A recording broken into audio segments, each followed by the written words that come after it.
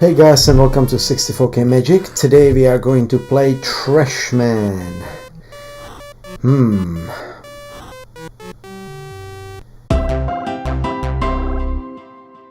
Okay, so let's select joystick. Now, this is a bit of a pain. I've tried this before, and to enter the name you've got to scroll through all the letters. So it might just end up putting in whatever. Let's see if I can actually enter my name. Takes a while to get it right. Yeah. Alright, we've got TO. Maybe we can find M anytime soon.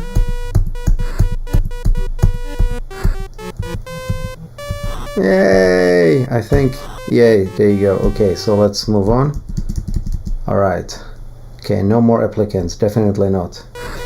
Now, the first time I played this game was in Germany. I love this game so much. It's so simple, and they do not make games like this these days anymore.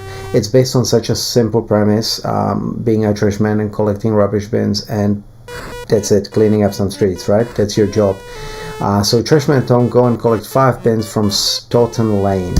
Let's give it a go. So you're this little dude, and all you have to do is collect these bins. As soon as you pick up a bin, you kind of got to go backwards. If you walk over it too many times, then you're just going to drop it and pick it up again. When you shake it, you will notice that when you pick up the bin, you walk slower, and when you are when it's empty, you walk faster. Do not walk on the grass because you lose bonus points, and bonus points are kind of your time here. Again, as soon as you walk onto the square, the bin is on. You want to be walking away with it. So don't keep walking, because then you'll just drop the bin. Basically, the way it's programmed is that there is a spot where the bin is supposed to lie, and if you walk over that spot too many times, you will either drop or pick up the bin. As you see, the guy walks very fast once you've emptied the bin as well. Now, what's cool about this game is that, do you think I'm a megalomaniac? Okay, so you will walk in, you can walk up to these people, that's just what I was talking about, and you can go inside. And don't stay in too long, because apparently, just give me a ZX81 and I'll control the world. Okay, right. Maybe you got one? I'm not sure. Okay, so next house, next street, next segment. Let's do this. The car keeps moving, as you see, to try and keep the pace up, and it is very hard to keep up. To be honest, I don't think I've ever completed the first street. Not only is it, you've got to be very good at timing yourself and keeping on pace to make sure that you actually get the bins delivered or emptied, but also oh man, now I'm walking on the grass and the dog comes out, oh god, and it's all over. And now I'm losing points all the way. I think when your bonus is 0, then you lose the game. Now, like I said, not only do you have to worry about all that, but you've got the cars on the street to worry about, so they don't run you over.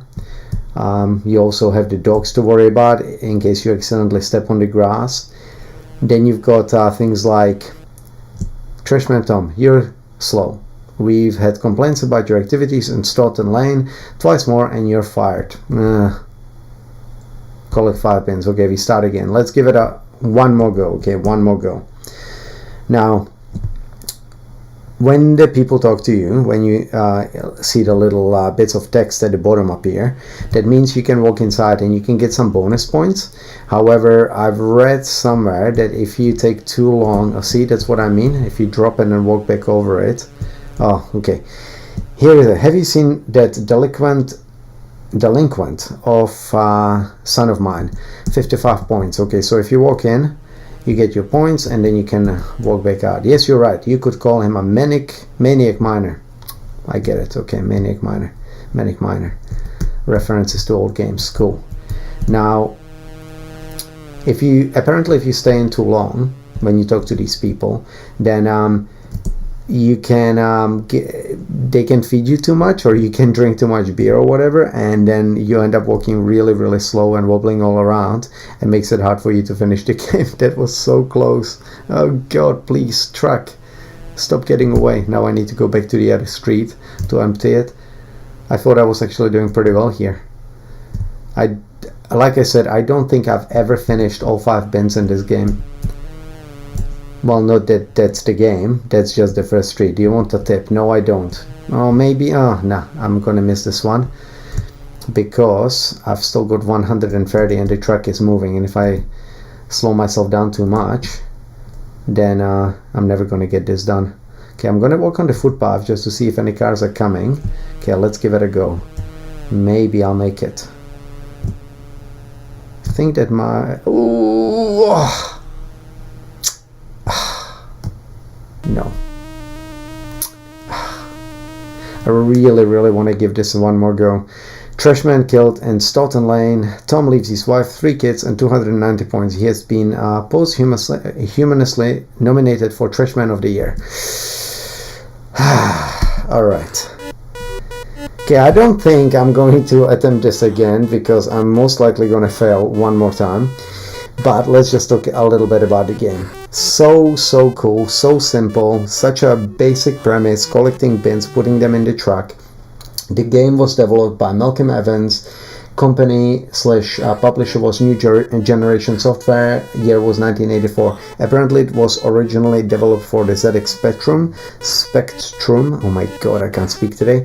And then obviously ported later to some other machines. Now, there's just something so incredibly fun and simple about this game, yet you just want to keep going back and try again, right?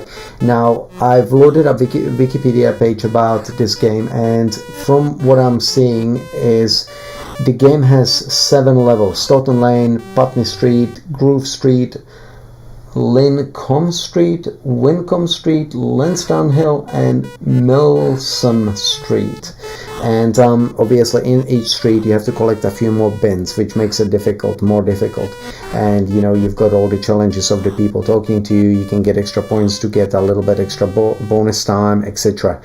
I wish that we still got games like this with such a simple premise. The other one I remember that was similar to this game was Mrs. Mop, but I've been trying to find it, and the one that I seem to be finding all the time is not the one that I'm thinking. There is one that you're a lady who used to